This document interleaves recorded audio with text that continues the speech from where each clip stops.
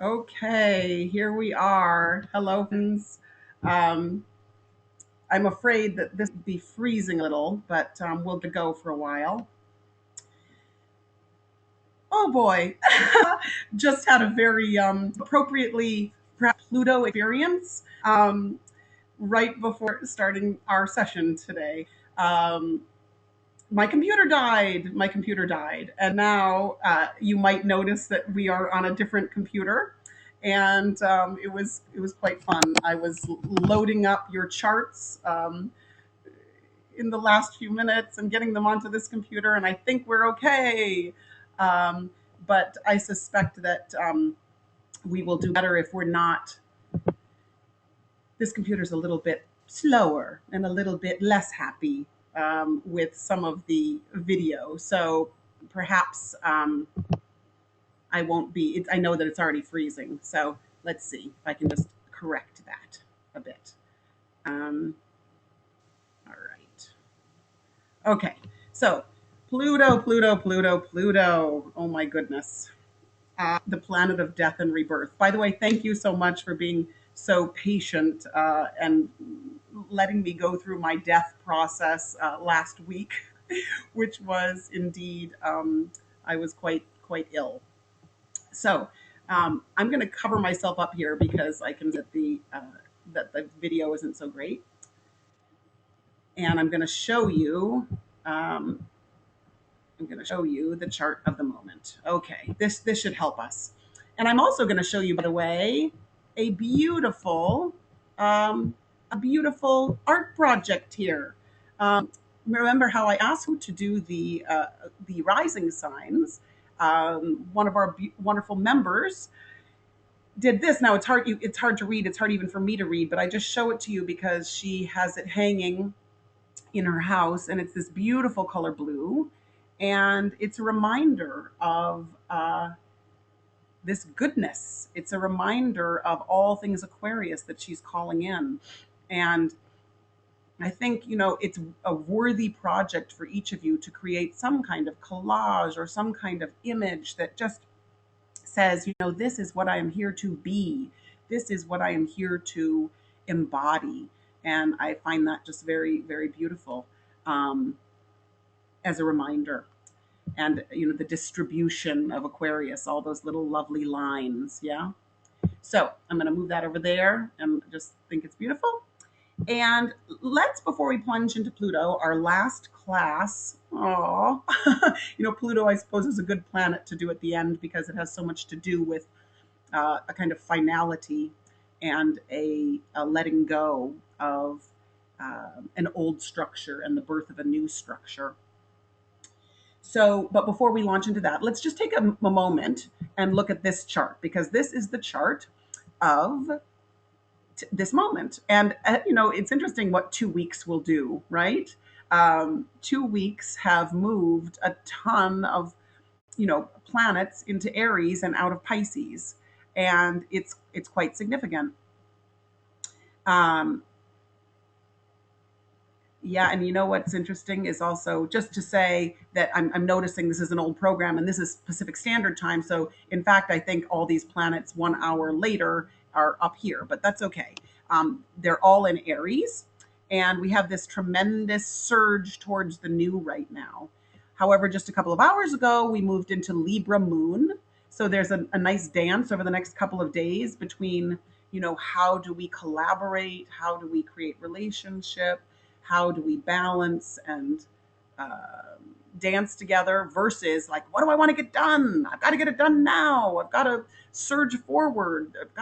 There isn't time. There's a tremendous amount of Aries desire to spring forward, right? We're in spring. And I don't know about you, but I sure felt it. I sure felt the entrance of spring and the entrance of possibility and the bud bursting through the California ice.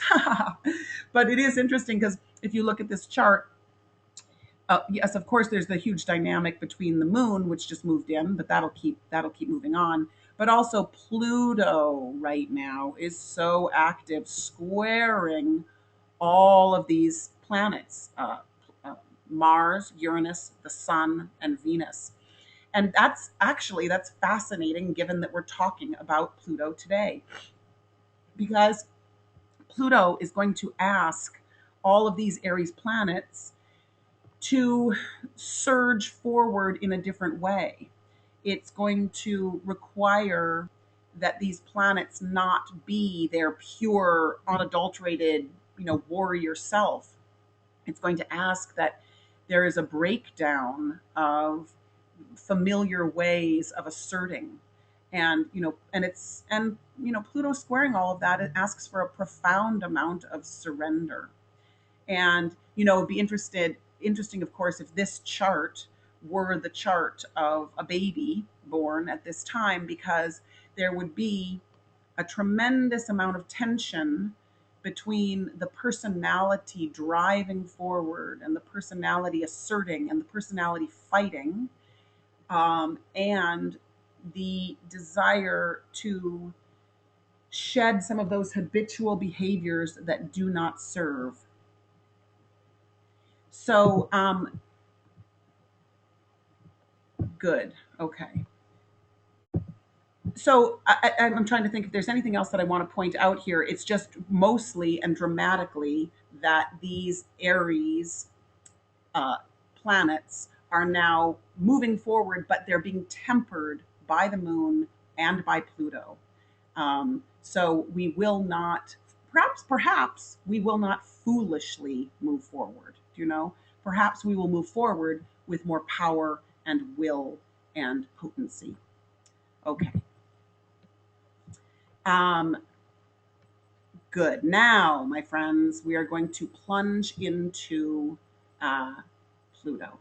And uh, please do let me know if there are any issues with the screen, if it's frozen or something. Um, uh, and otherwise, I'm just going to continue. You can put that in the question area if there's issues. But let me take a deep breath and let us enter Pluto. Pluto is such a profound planet. And of course, yes, I am saying a planet, and astrologers will always call Pluto a planet. Uh, it is a subtle planet, and it is the planet that is the furthest out at this point. So, you know, many people are not, many quote unquote normal people, or people that aren't working on their lives, are not as affected by Pluto. But you could say that once you're on the path, once you're walking the path of discipleship, Pluto really starts to have a pretty profound effect.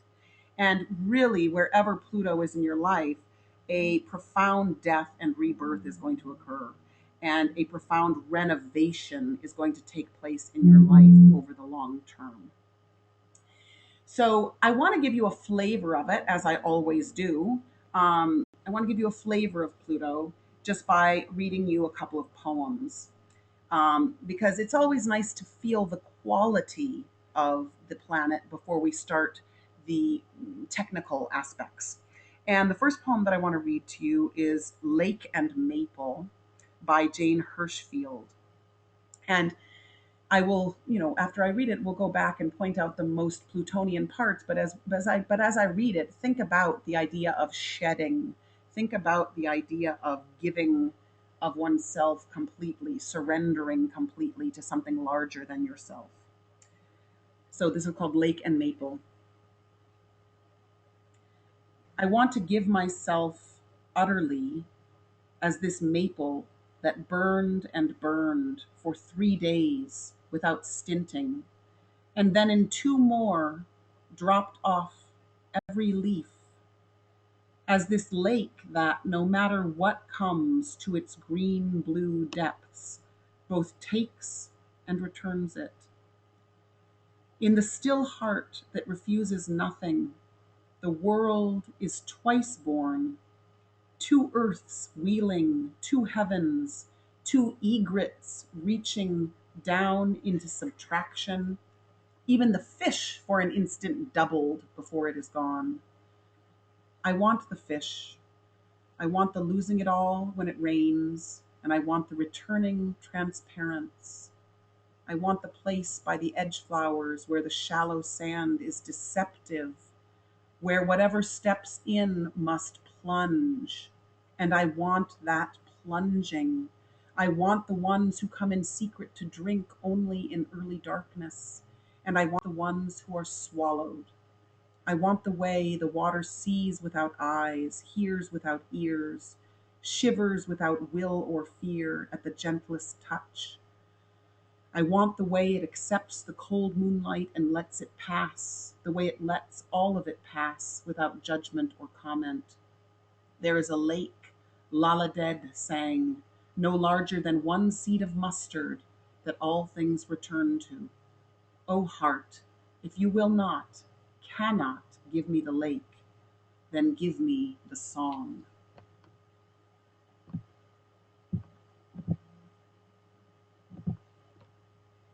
So,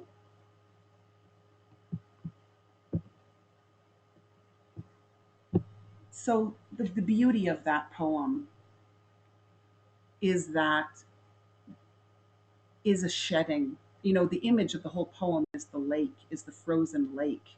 And not the frozen lake, but the lake that you can see the mirror image of what's going on and the depth of the lake. And when she says, I want that plunging, I want the ones who come in secret to drink only in early darkness. This is quite beautiful. And now, just for a moment, I'm sorry, it's a little bit hectic, but I'm going to stop showing my screen to see if we can stop it from being frozen. But so we'll just listen for a time, and it's kind of appropriate for Pluto that we'll listen for a time because Pluto is subtle, and Pluto is deep, and Pluto uh, does its work quietly and thoroughly. And so, this poem about wanting, I love this place. I want the place by the edge flowers where the shallow sand is deceptive, where whatever steps in must plunge, because that's what can happen with Pluto. It can plunge and it can take you deeper and further and more completely um, into the underworld than you have ever been before. Let me just read another short one to give you a whole different essence of Pluto. And it's called Thank You, My Fate by Anna Sphere. Great humility fills me, great purity fills me. I make love with my dear as if I made love dying, as if I made love praying. Tears pour over my arms and his arms. I don't know whether this is joy or sadness. I don't understand what I feel. I'm crying. I'm crying. It's humility as if I were dead. Gratitude. I thank you, my fate. I'm unworthy. How beautiful my life. So that's a completely different texture, but I wanted to read it to you because I think what happens with Pluto is that it empties us to a point of complete humility, and and it sheds the inessential so that all we're left with is gratitude and presence and the capacity to feel pleasure and the capacity to really be present in the making love with life. And and this and when Pluto does its work, great purity can fill you. And when Pluto does its work, you might cry and empty and feel as if you were dead, but in the end it is rebirth. So this beautiful poem where she, Anna Sphere had a very, very difficult life during the war, and lost a tremendous amount. And in Pluto we often lose a tremendous amount, and yet here she is with this beautiful poem. I make love with my dear as if I made love dying, as if I made love praying. Tears pour over my arms and his arms. And she ends with how beautiful my life, right? How beautiful my life. And this is what Pluto can give. So with Pluto, there's an opportunity to bring all impediments to light. There's an opportunity to destroy limitation. there is an opportunity to purge and to purify. There is an opportunity to go deeply into, to detach, to bring an end to something. With Pluto, it indicates wherever it indicates an area of transformation of consciousness. And what happens is that Pluto becomes an instrument for developing spiritual will because you let go, you purge, you bring to the surface all toxicity. And in so doing, you make room for the power and potency and healing energy of Pluto. It's really basically what happens with Pluto is it's an agent of death of the personality, and it's a destruction of the personal will, and it's a destruction of selfishness. Okay. So those are that's huge, right? That's huge. Those are huge things to say. But Pluto's work is slow going and huge. So because basically Pluto takes 248 years to go around the chart. And that means that it spends 20 years in each sign, approximately. It goes between like 15 and 20 years in each sign. So the work it does, first of all, wherever it is when you're born, an entire generation has it there. An entire generation of 15 to 20 years has it there. But also, when it goes around the chart, if it's in a house or in a sign, it's doing its work for 15 to 20 years.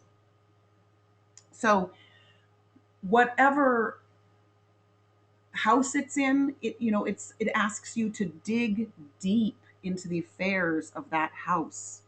It dredges up the darkness of that house into the light of day.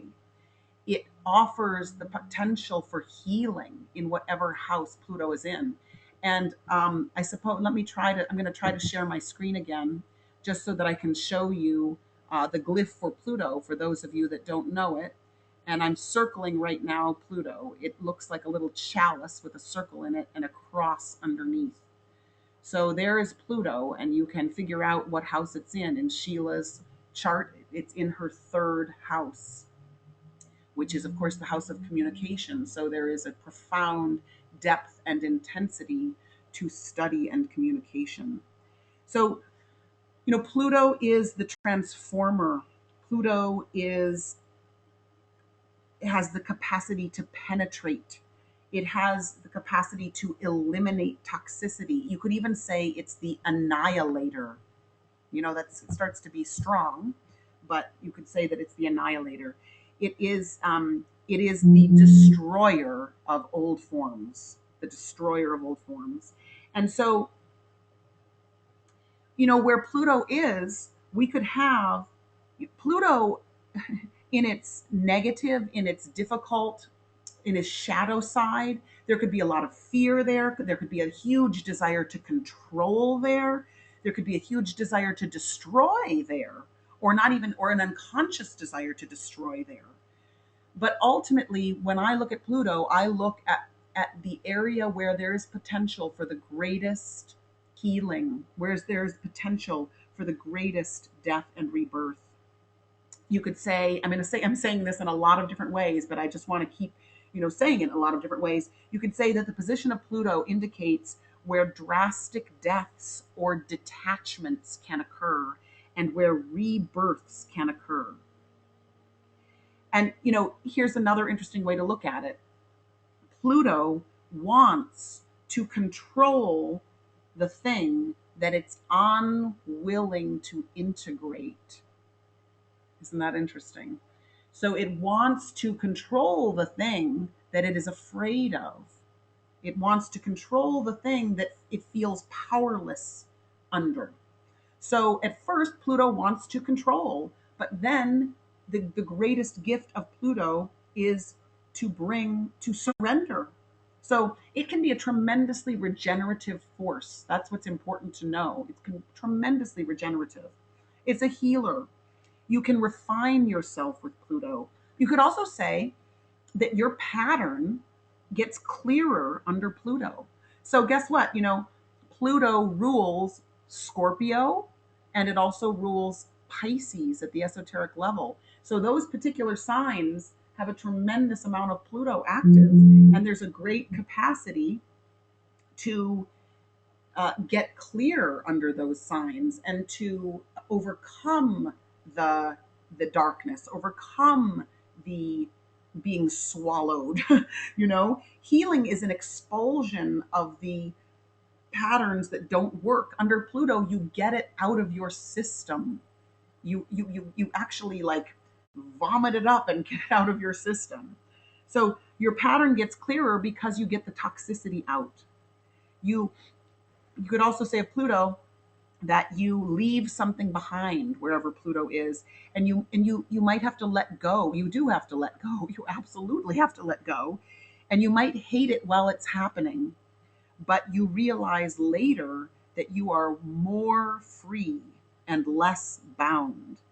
And you could say Pluto brings the terrible deaths, metaphorical and otherwise, that make us more than we were.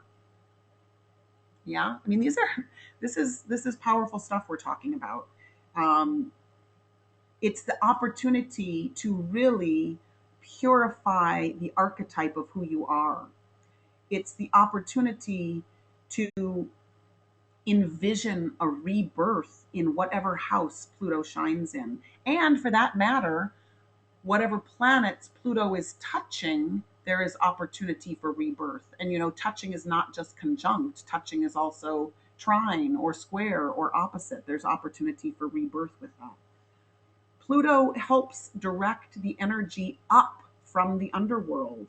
Pluto aims towards heaven. There's another glyph for Pluto, which is actually the upward pointing arrow.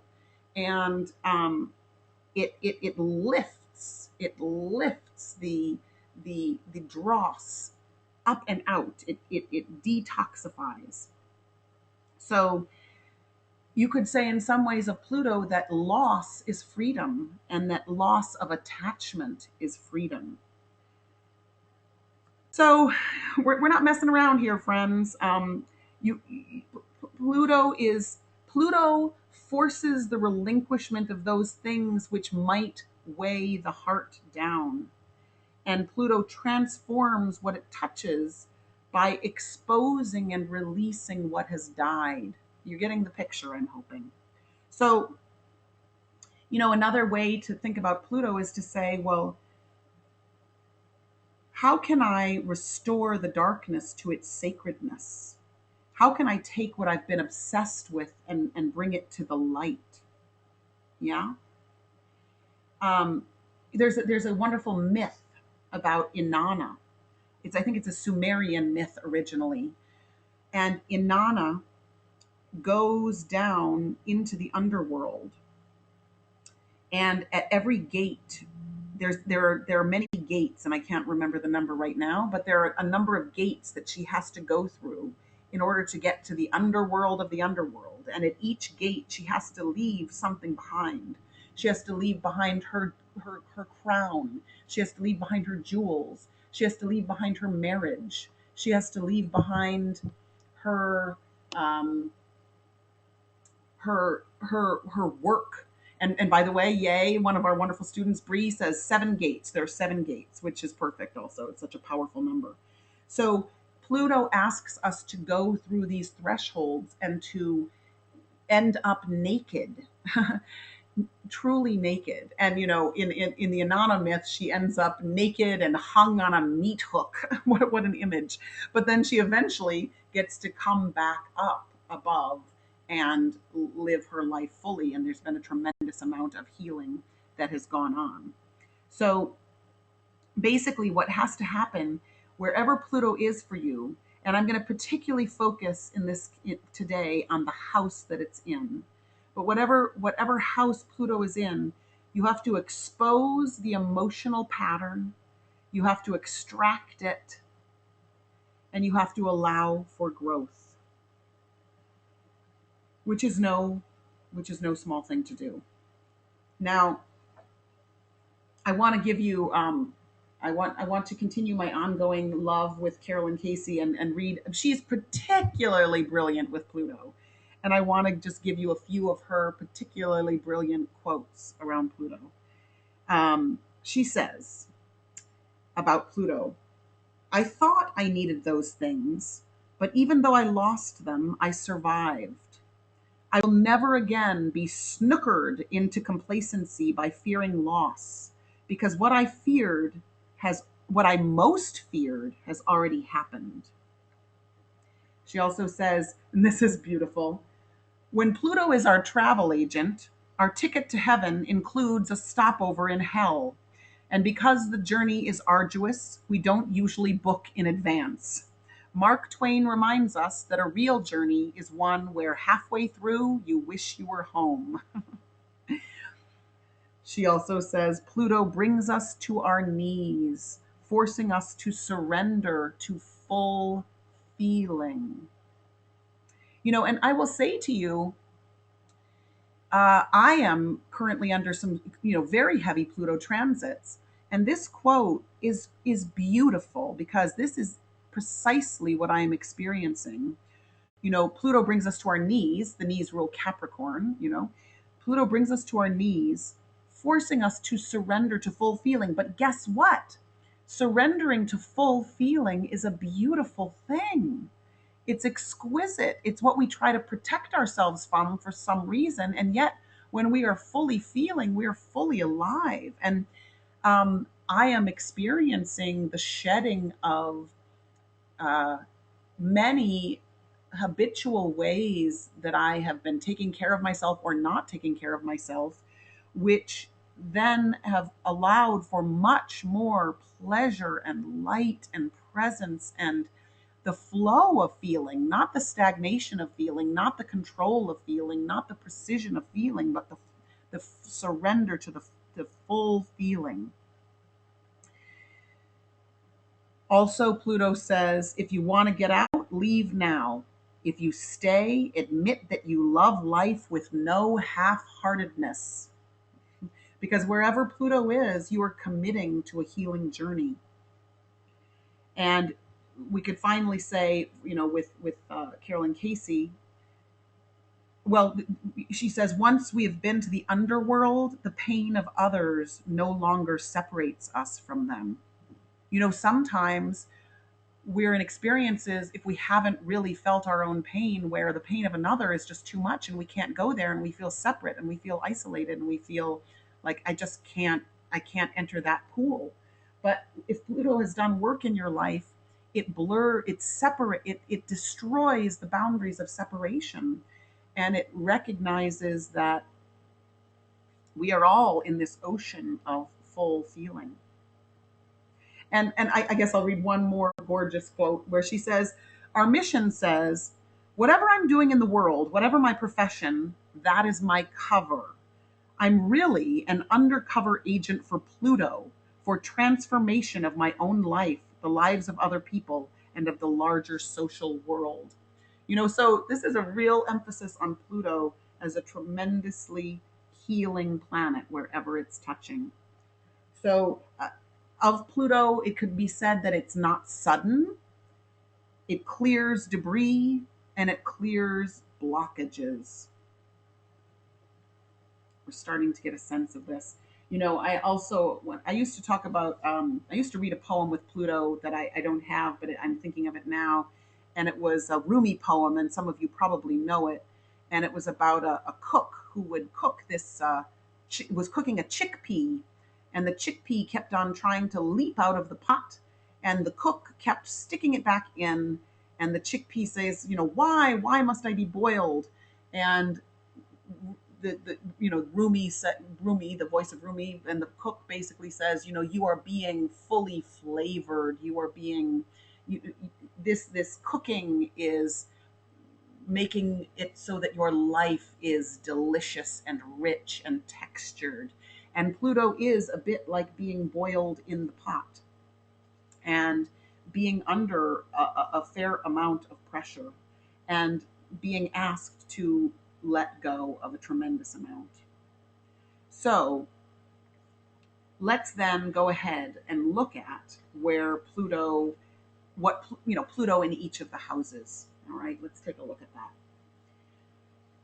So Pluto in the first house, and again, let's just fill in the blank with, you know, dig deep into the affairs of this house, bring to an end the what's going on in this house, be reborn in this house for once and for all. Embody the healing energy of this house. Don't go back. Explore deeply the affairs of this house. Okay. So, Pluto in the first house is, it can look a lot like Scorpio because it's penetrating, it's compelling, it's magnetic. There's a magnetic presence. The person with Pluto in the first house can seem very fascinating. There's a magnetism about it. There's an X-ray vision. There is a desire with Pluto in the first house to get to the root of your own identity. I suppose the danger of Pluto in the first house is that Pluto is abused and that there is a power hungriness that can come with it where you're not yet in the healer realm, you're in the desire for power realm. And you can be very overpowering with Pluto in the first house until you learn about yourself as a healer. So Pluto in the first house would really dig into identity and shed all identities other than your own, who you truly are. So, getting to the root of the self, getting to the root of how you want to come forth. But anybody with Pluto in the first house is going to have a lot of intensity. They're going to come through those doors with a tremendous amount of intensity and a tremendous amount of a capacity to see how power works in the world. If Pluto is in your second house, this is the house, of course, of values and money. And so there can be a lot of interesting journeys around money with Pluto in the second house. You could have anything from total bankruptcy to extraordinary wealth. Pluto in the second house could speak to um, a tremendous power held in reserve, a buried treasure, really. What is your deepest, most intense treasure?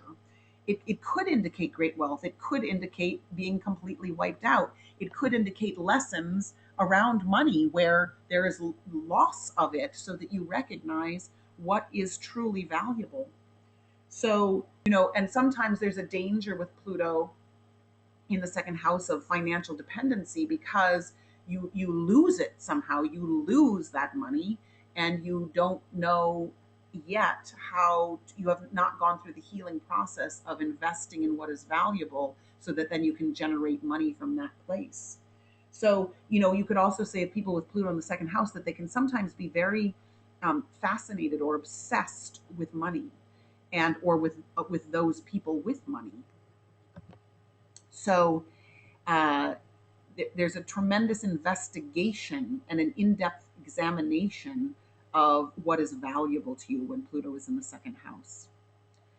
When Pluto's in the third house, it's a really great position for Pluto, just in the sense that it's perhaps it's not as painful in the sense that it has a lot to do with a penetrating mind and digging deep.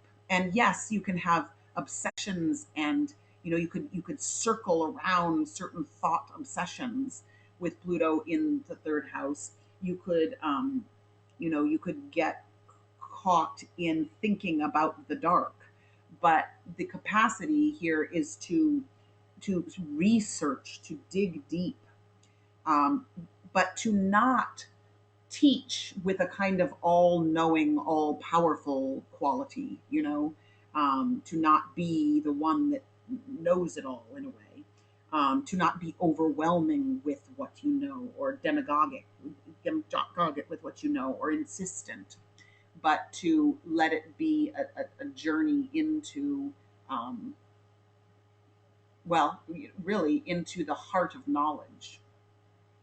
So, and Pluto, the third house is also, early education. And so you could have a fairly intense Plutonic experience with Pluto in the third house, um, around your early education. Um, okay, Pluto in the fourth house. Now, this is very interesting because, of course, the fourth house has a lot to do with our upbringing and our lineage, and Pluto there is a real detaching from one's traditional roots or one's traditional upbringing. You look to your roots with Pluto in the fourth house, and you might decide to change for once and for all. You might really detach or separate or let go of or heal a lineage that does not serve you. And of course, that might come through some pain because Pluto in the fourth house can sometimes bring intense power struggles in the home. So, you can be emotionally chained with Pluto in the fourth house to difficult family patterns, or you can sweep them out and start afresh. And uh, also the fourth house, of course, is the mother energy. Sometimes it's the father energy, but mostly the mother energy. And so you could also have with Pluto in the fourth house either an incredibly intense relationship with the mother or a problematic relationship with the mother, or a relationship with the mother that involves a great deal of death and rebirth. So, you think of sort of Pluto in the realm of Cancer, it asks you to really dig deep around what is truly your home and end anything that is not. Okay, good. Pluto in the fifth house has a lot to do with cathartic, creative experiences, creative projects. It can sometimes, it's our creative projects, it's our children. So sometimes there can be loss, sometimes there are miscarriages with Pluto in the fifth house. It does not have to be that literal, but sometimes it does manifest that way, where there are death and rebirth experiences around children. But it can also be your creative children. You could also say that love affairs could be very magnetic or hypnotic with Pluto in the fifth house. There could be a kind of intensity around romance. There could be addiction around romance. Um, Again, there could be a kind of, because the fifth house is what we sort of shine forth or show or express. There could again be a kind of fascination that people have with you with Pluto in the fifth house. Um, but ultimately, when I look at Pluto in the fifth house, I look at the capacity create, uh, to create to create art, to create beauty that has a certain intensity to it and that is unafraid to face death in that creative process. Uh, Pluto in the sixth house, interesting because on one hand, it can bring diseases, like it can bring toxicity to the surface. And on another hand, it can bring the person as a healer, like you are a healer of those processes. So there is a deep uh, delve into health and well-being and into how you spend your everyday, right? Because the sixth house is that day-to-dayness and your health. So there could be a certain intensity in your work life. Like I could even say, like if your date, if your work life could be, an EMT or a fireman or somebody that has to deal with intense experiences or a hospice worker even, with Pluto in the sixth house. Um, or you could be a person that studies disease, that studies how diseases spread or how to cure diseases. This is, and it could be at the physical, emotional, or mental level. You could also say that you're very intense about your work life, that you could be incredibly effective in your work life. You could also be a total workaholic. It could just be too much, too much. Um, so Pluto in the sixth house brings huge transformations in sort of everyday circumstance, in everyday living, in everyday rhythms. It asks that the most profound sheddings occur. Okay, now we go above the horizon. Pluto at the seventh house. There can be deep, intense, magnetic relationships. There can be relationships that come together with a mission, with a purpose, with something that is something larger than themselves. You know, people that have Pluto in the seventh house often want to meet people that have a mission. They want to meet people that are willing to go on the deep healing journey. They themselves want to go on the deep healing journey. And sometimes going on the deep healing journey means ending certain relationships because they're not the ones to go on the deep healing journey with. Right?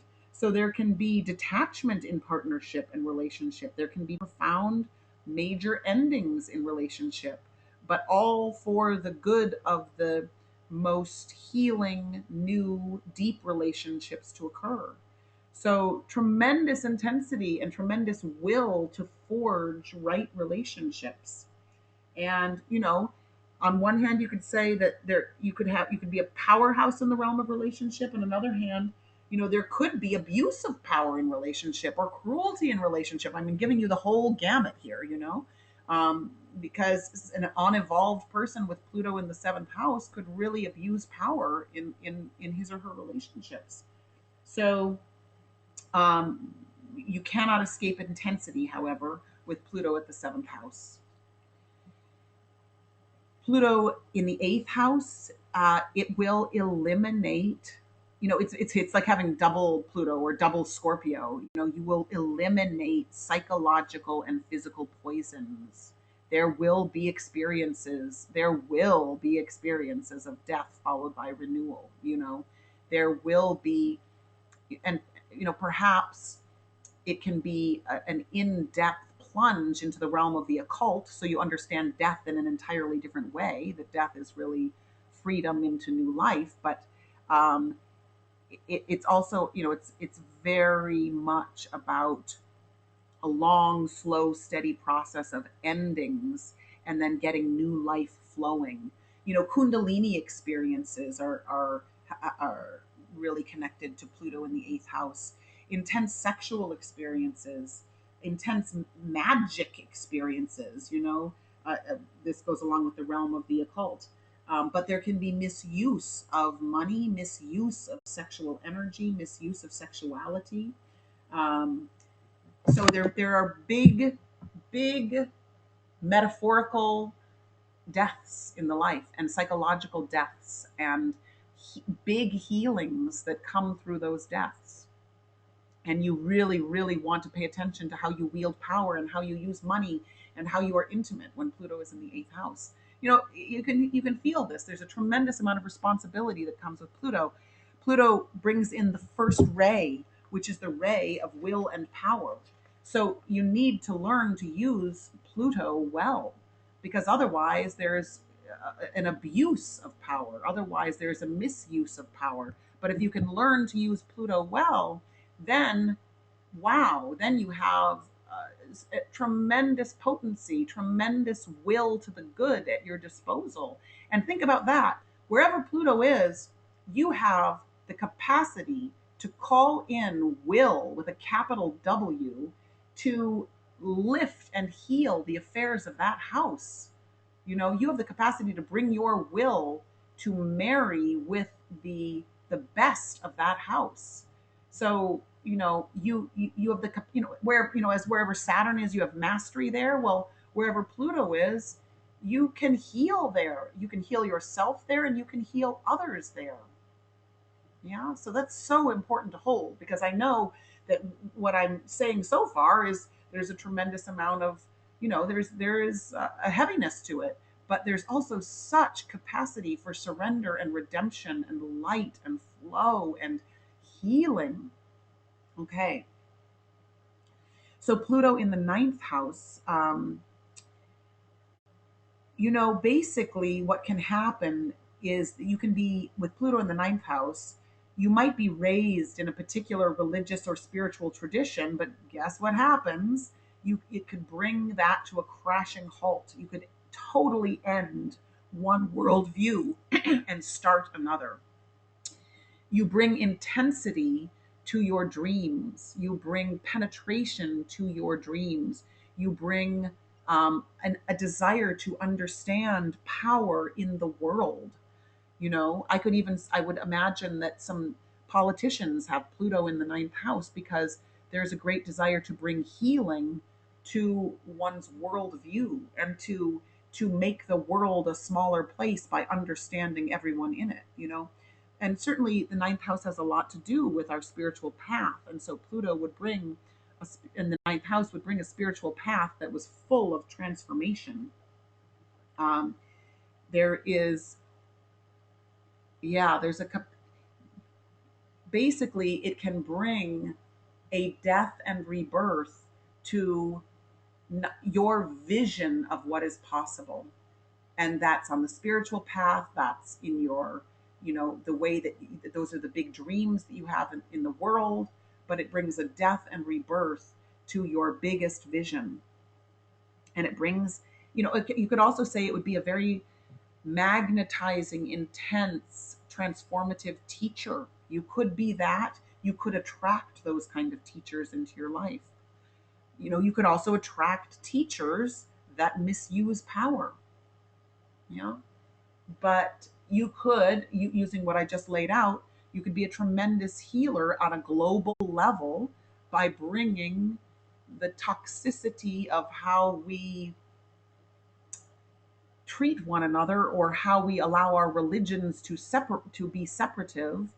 You could be a person that wants to bring a conversation together so that that separativeness does not exist, or is being mended. Good. Okay. So Pluto in the 10th house, is a very powerful position. You could have a psychologist as a profession, but or you could have someone that uses the will or uses, death and violence, or in the profession. So, or a profession that brings the dark to light, or a profession of healing. Think of like the muckrakers who would bring what is hidden to light. That's a Pluto and the 10th house. You could have definitely a politician here. Or you could also have a figure sort of like the Godfather here. One that misuses power, but certainly holds a tremendous amount of power. So the intensity, the magnetism, the healing depths is brought to the realm of career. And definitely when Pluto's in the 10th house, you're going to your dharmic offering, your career is going to undergo some pretty profound sheddings in your lifetime, and the capacity to use the will, less and less for the little self and more for the greater good, will grow if you are a person that is evolving with Pluto in the 10th house. Pluto in the 11th house, you know, again, we can feel this. It's like drastic endings in groups, drastic uh, changes in relationships with friends. Um, Sacrifices. That's another word for Pluto, is sacrifice. You might have to sacrifice here. So sacrifices in the field of friendship. You could also say, because the 11th house has to do with hopes and wishes, that certain hopes and wishes or certain utopian ideals could be eliminated and new ones could take their place. You could evolve in this area.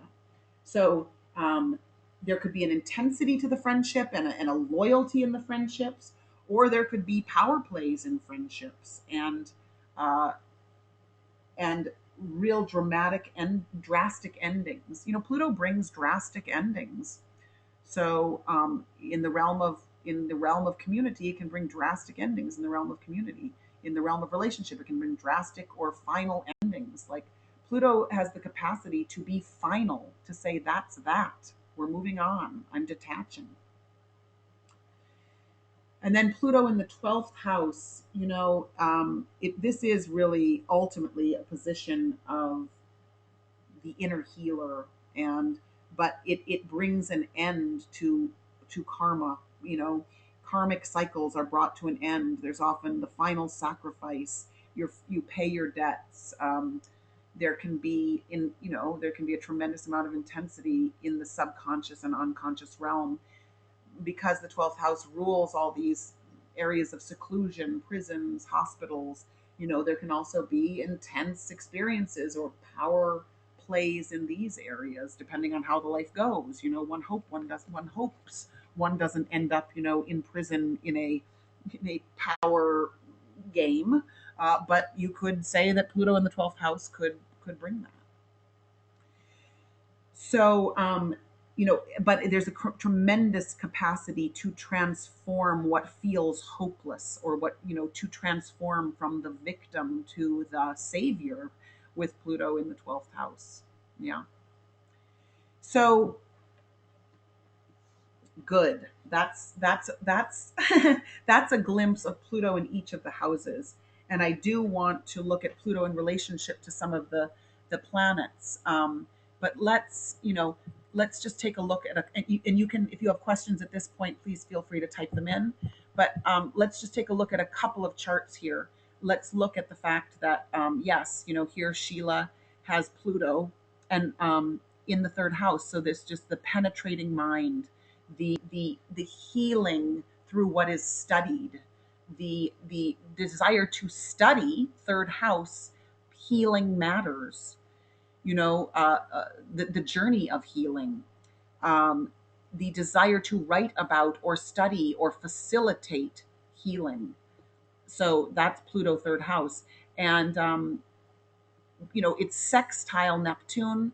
That's generational, but sextile Neptune would be like whenever Pluto and Neptune are working together, what it does is it changes the dream. So Neptune has a certain dream and a vision. And in this case, Neptune is in the fifth house of artistry. And Pluto would constantly be changing or evolving or transforming that artistic expression, that sensitivity through through its own healing process. So the deeper Sheila goes in her thought process, the deeper she goes in the realm of study, the more she can bring that to her creative expression and her artistic refinement. Okay, so that's one little example. Let's look at another. Let's call up Roxanne. Uh, It's feeling very dark here. Okay.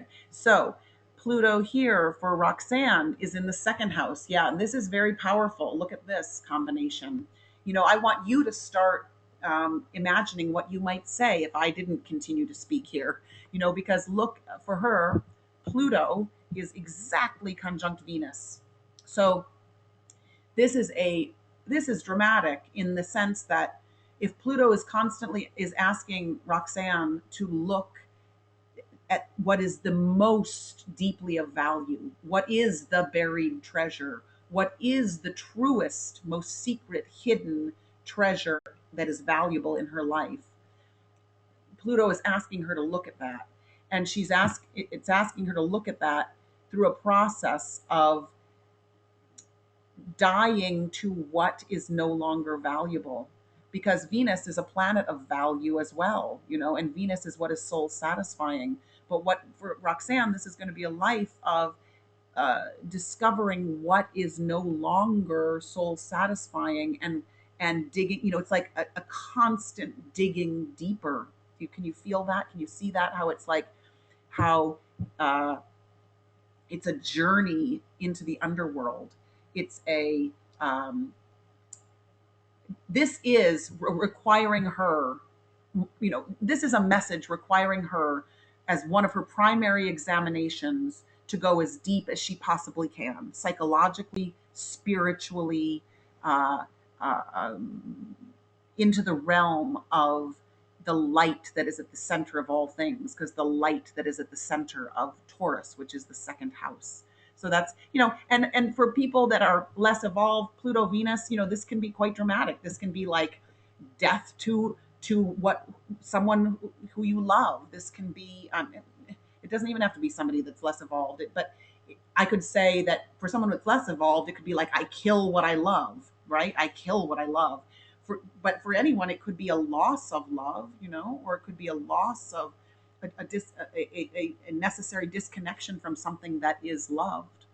But ultimately, this is a very powerful journey into the depths, and it will serve her well on her spiritual journey. Great. Let's take another look. I mean, it's so good to just practice this and study this and look at it together. Renee. Okay, Renee. So we have Renee. We have the fourth house, and it's quite dramatic in Renee's case as well because it's right at the IC. Okay, so these are dramatic and intense uh, experiences of loss and endings in the family, and in so intense, um, sometimes dangerous, experiences in the realm of home, abrupt endings to home. Um, but ultimately, what is this? This is, you are the healer of the home.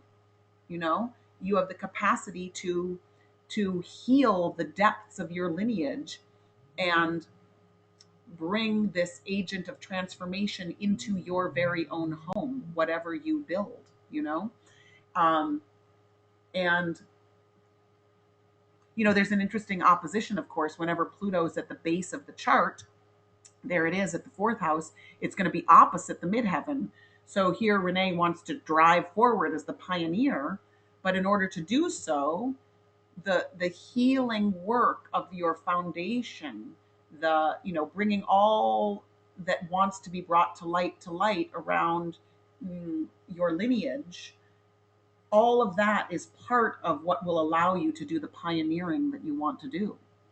And you have the same thing that Sheila had with Pluto sextile Neptune. So, and it's in the exact same position as well. I mean, Neptune is in the same position. So your artistry is constantly being refined by what you excavate in your feeling life, and but by your willingness to render yourself more and more vulnerable and surrender to the flow of feeling.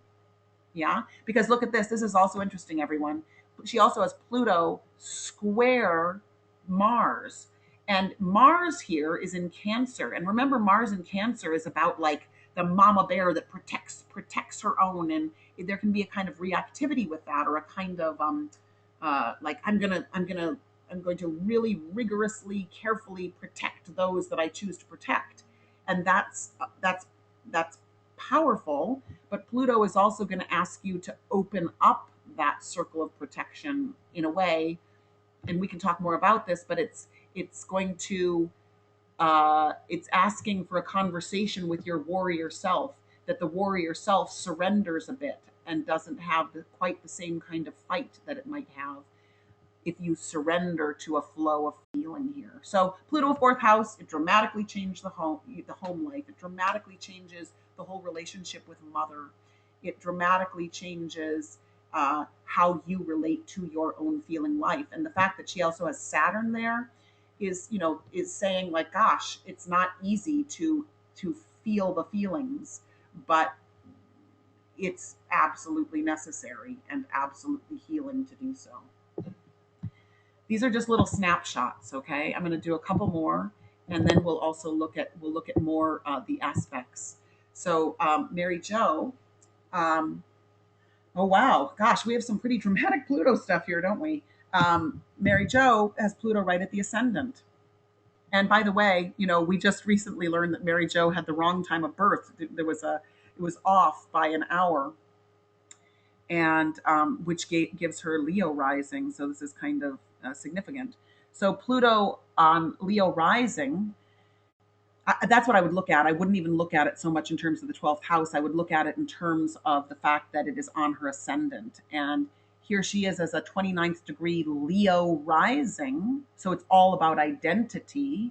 And Pluto in Leo, Pluto at that point says, clear all obstruction, clear all obstruction to the soul. Because anytime Pluto is sitting at the ascendant, you better believe that it's asking to clear obstructions to the light of the soul. Clear anything that doesn't allow you to shine forth wholly as your radiant Leo self. Yeah. And it is also having a conversation with the moon. So there is going to be some upheaval around the moon's desire to stay comfortable, or the moon's desire to stay stable, or to not plunge in. Pluto is going to require the plunge. And sometimes Pluto moon squares have a lot to do with the relationship with the mother. Sometimes they can have to do with a kind of abandonment or a fear of abandonment. Sometimes they can have to do with power struggles with the mother or the mother energy. But regardless of whether that's the case, um, it will ask the moon to shed its quote unquote wretchedness, right? Pluto is really going to do the work of transformation on that moon. Um, so if you have Pluto in relationship to the moon, you can consider it a blessing, because if we want to really leave behind some of the habitual patterns of the moon, Pluto will do that. Pluto will do that work.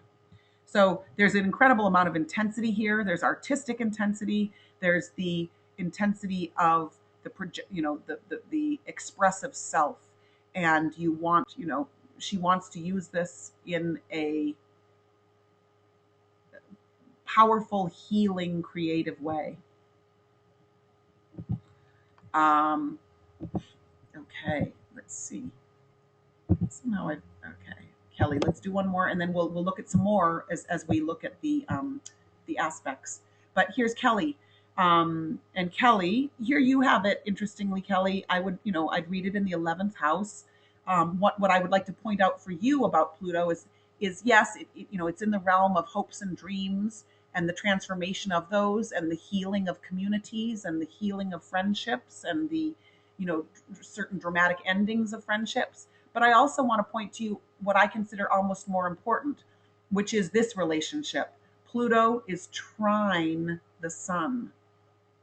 So that, and her sun is in the 8th house of Scorpio. So already there's a quality of investigation and depth and intimacy and psychology and transformation. But Pluto is lending its power to the sun to go even deeper, to take it even further. This is lending the power of the psychologist, lending the power of the investigator to the sun, which can bring a tremendous amount of will. So if Pluto is in relationship to your sun, in a harmonious way, it's going to allow a stream of will and power in. So, she could also have a tremendous amount of power or magnetism in groups that would help her uh, be an agent of transformation for those groups. But that's a very significant trine. And she also has a sextile to the midheaven, okay, which is power lending itself to the career point. Okay. So it's interesting because all of the Plutos we've looked at so far are quite potent.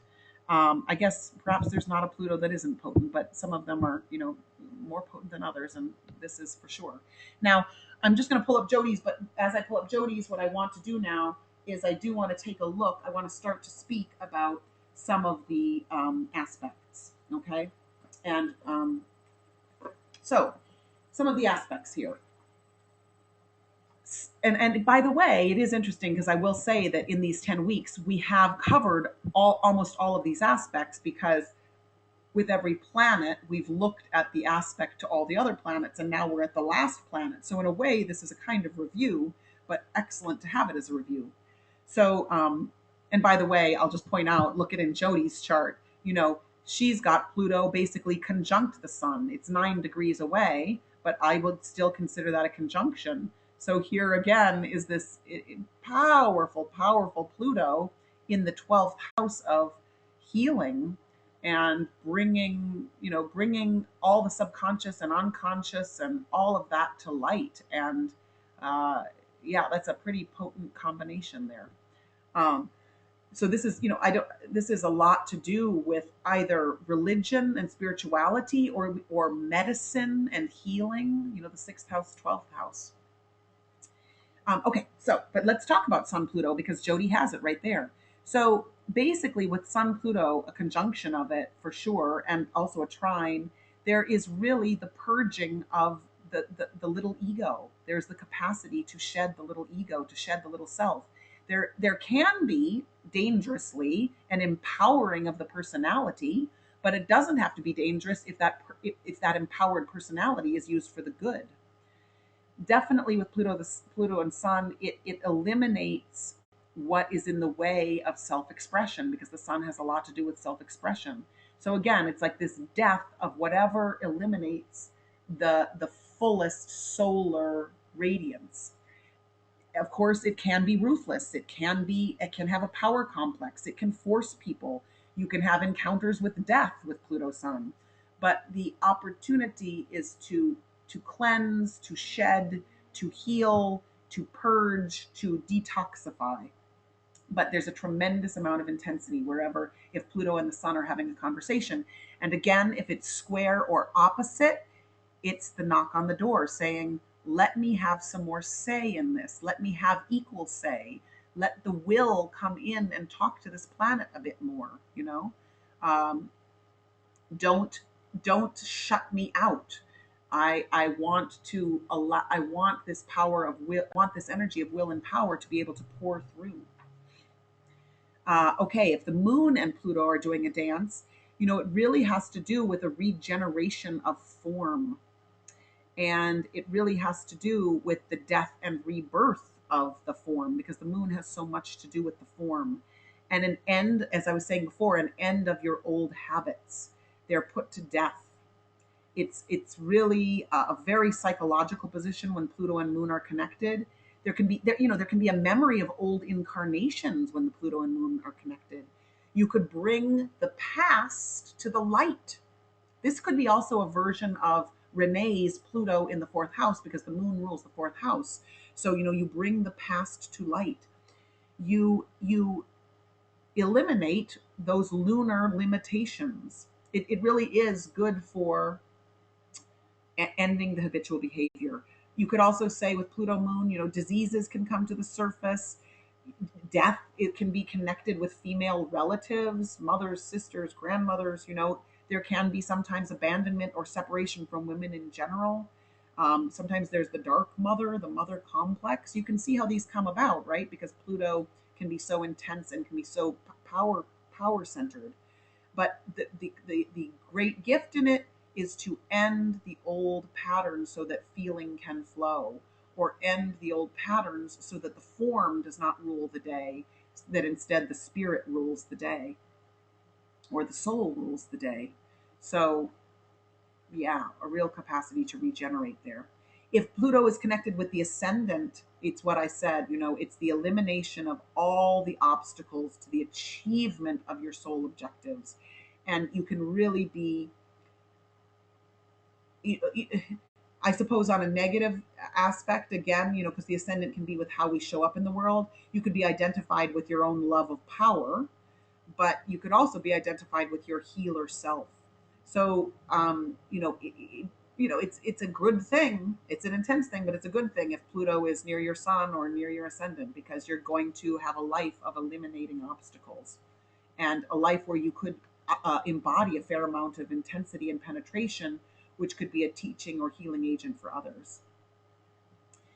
Um, if Pluto is in harmony, or in relationship to Mercury at a negative, from a negative place, there could be cruelty in how you speak, in what you think. There could be darkness around that, right? Because Pluto can bring that dark to what you have to say, and it can be power. Those power plays can be going on. However, at its best, there's a deep, incisive, strong mind. There's a penetrating mind. There's a depth of thought. There's a clear examination. You could say this, you could say there's a clear uh, examination of the underworld, like of the darkness, of hell, of the process of healing, of death. So there's intense digging thought.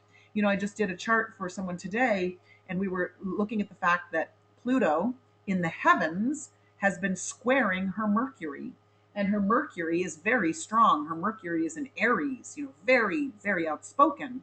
But Pluto is what all last year was working on shedding some of that which does not serve her in terms of her message. So Pluto was eliminating the Mercury aspects, the Mercury and Aries aspects of the fighter or the bully or whatever that don't serve the fullest way to deliver her message. So it's a stripping away of her message and a surrendering to a simplicity of her message when Pluto was squaring Mercury.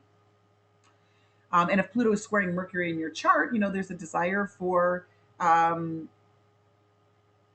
the combination. There's a desire for more in-depth thinking, to take your thinking deeper.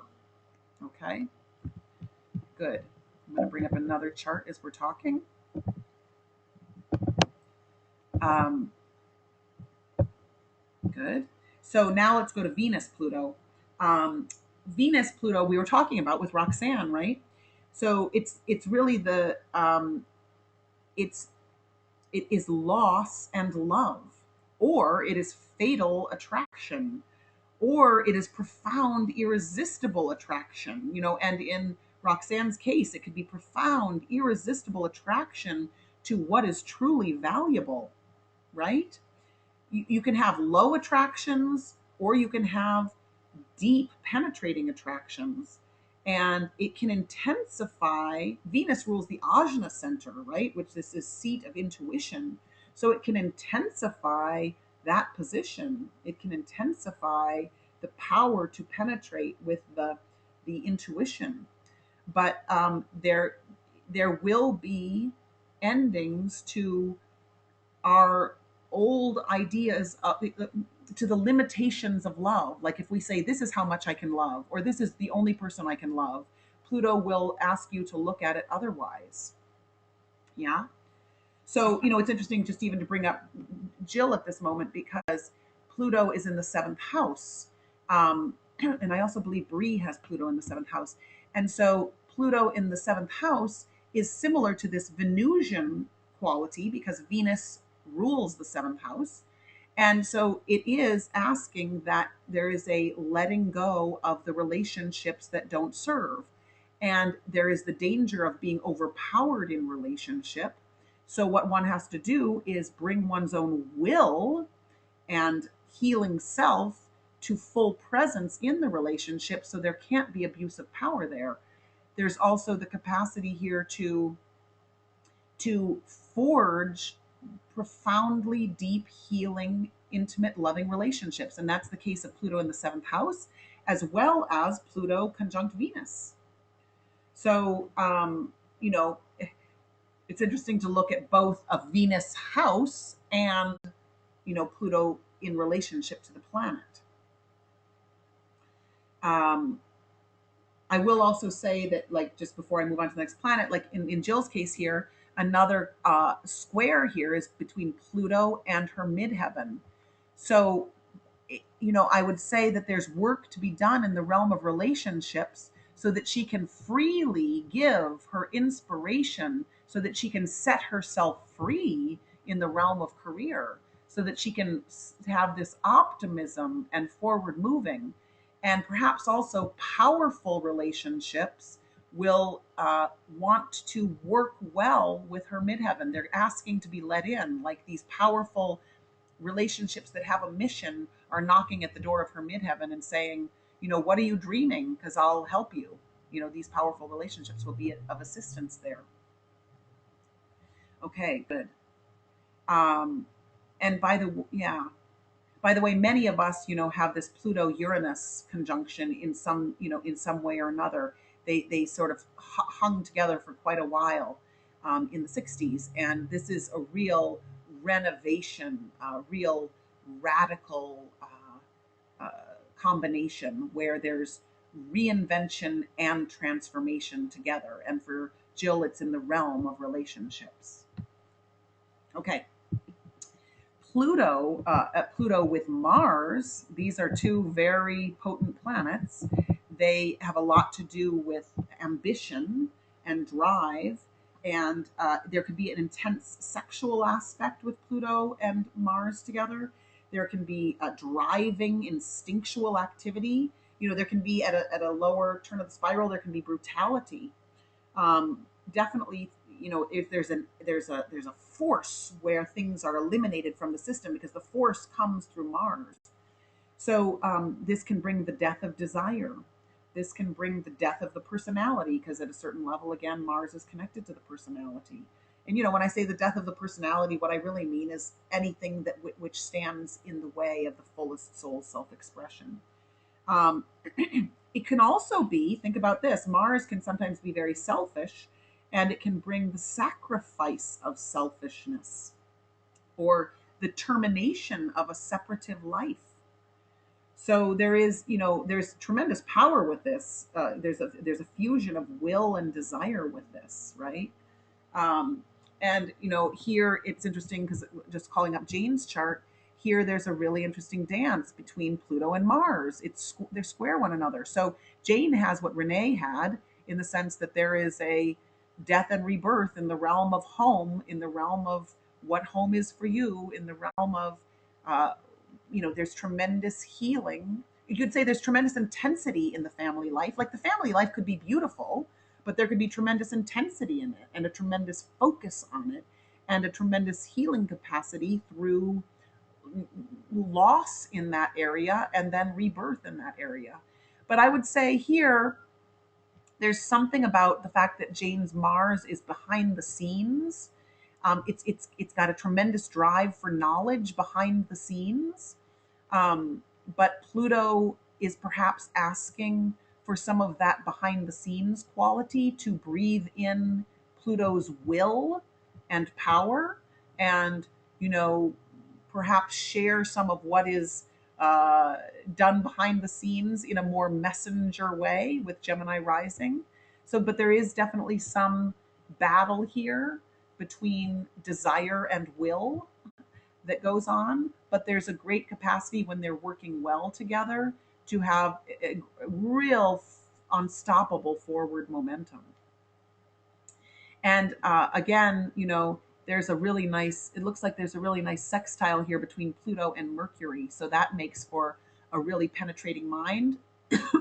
And also between Pluto and Jupiter, which makes for big healing through self-expression because her Jupiter is in the fifth house. Big healing through leadership, big healing through self-expression. Good, good, good, good.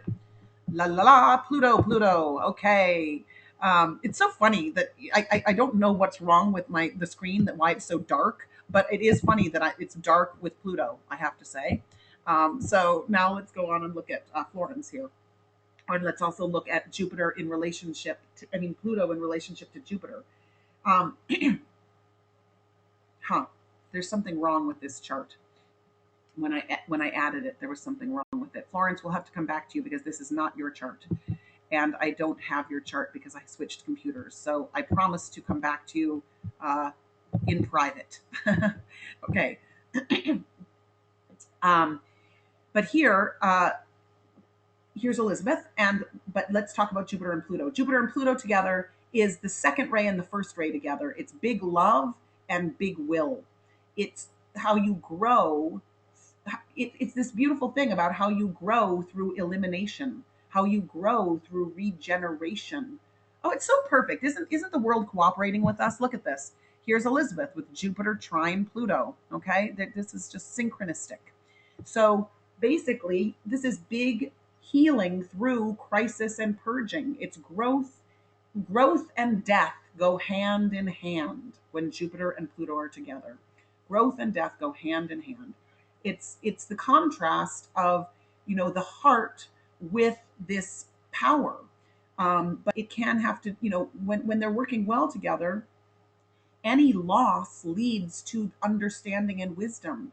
Any tragedy leads to understanding and wisdom. And and abundance.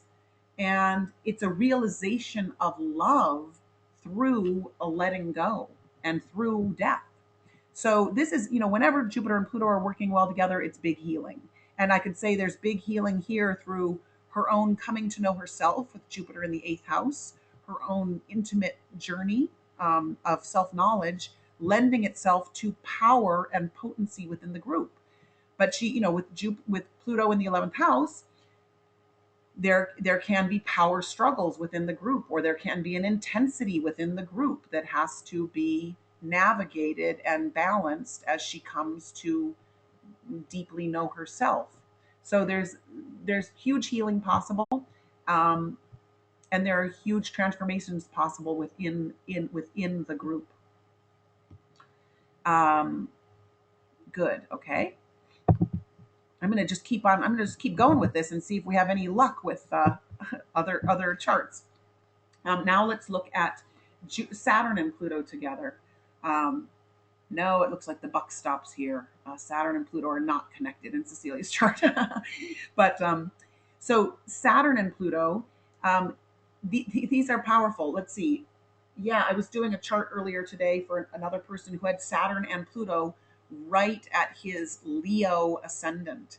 And so, talk about a lifetime of um, feeling fearful of expressing that Leo, but being forced through in-depth transformation to express that Leo. That's Saturn and Pluto together. It basically, they're two planets of death and endings. It's very karmic. You're forced to face the depths with this, and you're forced to face stuff that is long buried with this. And there is basically a duty is followed with Saturn and Pluto regardless of loss.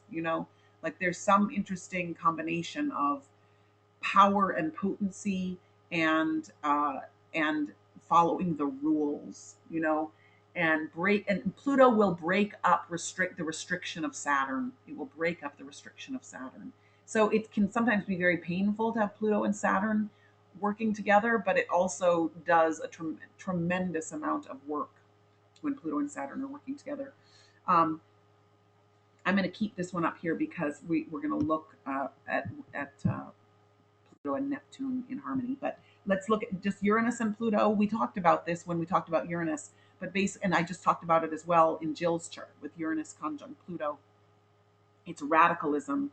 It is complete transformation and transmutation.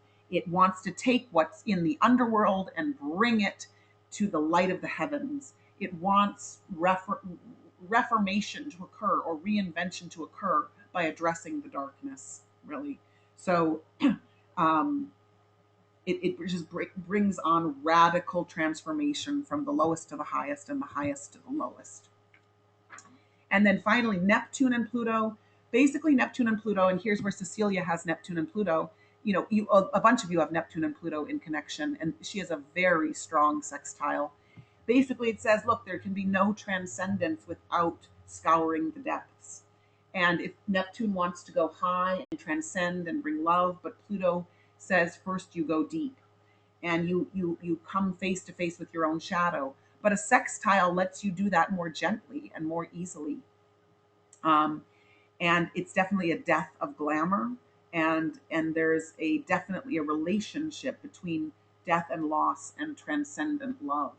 So that's going on in Cecilia's chart as well. And in Cecilia's chart, I would read her Pluto into the ninth house. So there's a death and rebirth to a world view, a spiritual view, um, uh, an ending of a certain vision and the birth of a new vision, for sure. Um, okay, now let's just call up these last few, because we've touched on everyone. So again, here's Bree. Wow, with Pluto in the seventh house, this is a triple whammy, right? So Bree has Pluto conjunct the Sun 1 degree away, in the sign of Libra, in the house of Libra. Okay, if ever there was someone here to heal relationships, to heal your relationship with yourself, to heal your relationship with your intimate, to be an inspirer and teacher about how that relationship can be healed. Here you are, Bree, because it's also sextile your midheaven, and it's also sextile your Neptune.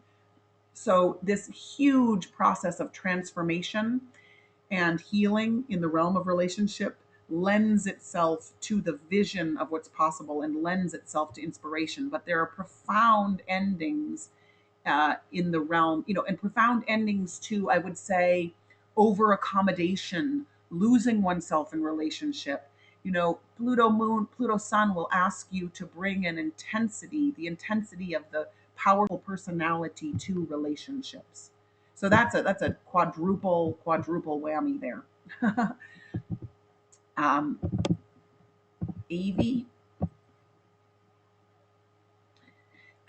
Av, I would read your Pluto.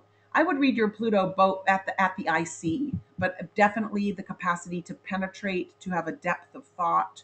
This whole thing around the realm of knowledge. But I would also read it at your IC because I do feel like there is some uh, re letting go, some purging of what the idea of nourishment, the idea of what it is to be nourished, the idea of how one is nourished, and a desire to crack open a whole new stream and flow of feeling around what it is to have home and family and what home feels like. So I would, it's 5 degrees away. I would read it at the IC for sure. And by the way, Pluto here, Pluto moon is trine, and it's going to lend a certain intensity to her capacity, her desire to explore the new. Her moon in Aquarius, her desire to explore the cutting edge, uh, and it's going to lend a certain intensity to the idea of um, the mother energy and how you embody the mother energy even for yourself. And okay, we might just go a couple minutes over, guys, just because it's our last class. I just want to, I want to, well, here, this is interesting, right? Because we have a theme here. And Anne, this is very powerful. And I'm not, we've talked a lot about your chart, but this is a very powerful capacity to heal and regenerate the idea of how we nourish. And I would read your Pluto in line with this mission, the soul mission around caring for those that need to be fed and need homes. I would look at Pluto as a mission there at the fourth house cusp through your own healing around home, but also in a much bigger way to look at home from a much larger perspective, like creating the big home. And in your case, there's also a loose opposition with the sun. It's a 9 degree opposition, but still a loose opposition with the sun, which will ask you to call in the energy of the healer and to call in the energy of regeneration to your Pisces self that wants to save and uplift and redeem. It's really asking for profound endings to the way that you view yourself and new capacity to see yourself as powerful and as a healer in the world of work there. So that's pretty potent. Okay. Um, there's a question that I want to answer. Two questions quickly that I want to answer. One of them is that what about Pluto and the nodes? So if Pluto is conjunct a node, like the North Node, yeah, that means that, as you could imagine, that you are calling in this kind of healer energy. You are calling in this kind of intensity. You are calling in the energy of transformation. If it comes at the south node, it might mean that you're coming from quite a volatile place, or you're coming from a place where there was a lot of abuse of power. But if it's at the north node, it's asking you to call in your first ray of will and power, and it's asking you to own it and work with it for the good. Um, and there's a question now about the difference between Pluto and Chiron, and I had hoped to get to Chiron in this session, but I will just say to you that I'm going to, will be continuing, and I will be sending you a message around how we can continue together um, this work. But briefly, the difference between Pluto and Chiron is that Chiron, that little K in your chart, is where we are have been wounded as we come in. You know, it's a place of wounding that needs to be redeemed. Whereas Pluto is a kind of purging of an abuse or a habitual place, a habitual behavior. Chiron is a wound that we come in with, that we have to pay attention to and nourish and give lots of love to. Pluto says, guess what? This is where you need to eliminate toxicity. So it has much more to do with like expunging the dark, whereas there is a tending to the wound of Chiron, to be very simplistic about it. So, all right, my friends, we have come to the end of our time together, and I will be very happy to answer any remaining questions. Just go ahead and email them to me.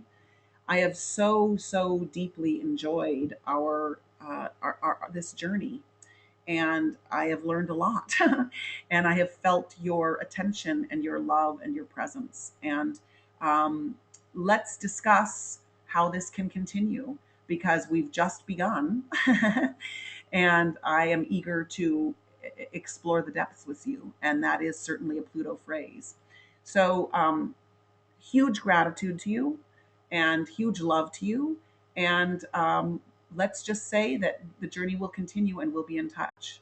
And don't hesitate to contact me at any time with any questions. I will absolutely be there for you. So, huge gratitude, much love, and until we meet again, all right, dears.